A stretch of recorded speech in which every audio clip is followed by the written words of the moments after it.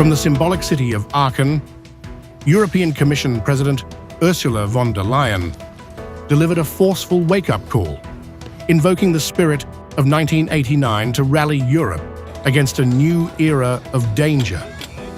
As she accepted the Charlemagne Prize, von der Leyen did not mince words. The continent stands at a crossroads, facing threats that demand a historic response. It is time for Europe to stand up again and realize the next big European project. I therefore believe that the next great era, our next great unifying project, must come from an independent Europe.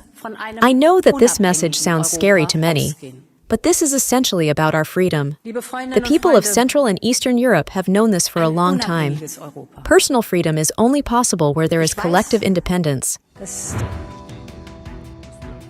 Linked to Putin's war, Ursula's urgent tone reflected the gravity of the moment. She warned that Europe can no longer afford illusions of safety or dependence. Strategic autonomy is no longer aspirational, it is existential.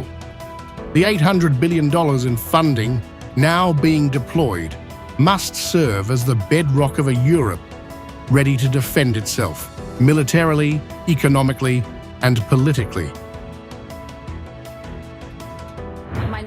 The fact that we are now providing up to 800 billion euros in funding for defense would have been impossible just a few years ago. The fact that the member states are increasing their defense spending to historic highs would also have been unthinkable. But ladies and gentlemen, we are doing this because we want to defend peace with all our might. That is our goal. But the threat isn't just external. Von der Leyen elaborated on internal fractures, from democratic backsliding to populist sabotage.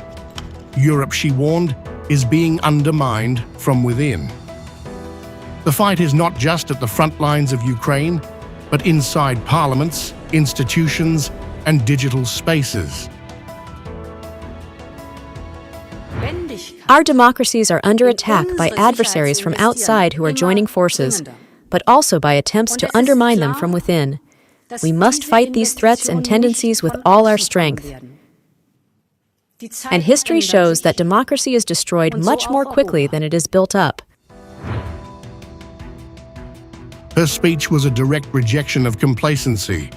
From migration to economic frustration, von der Leyen called on leaders to meet rising discontent with courage, not appeasement.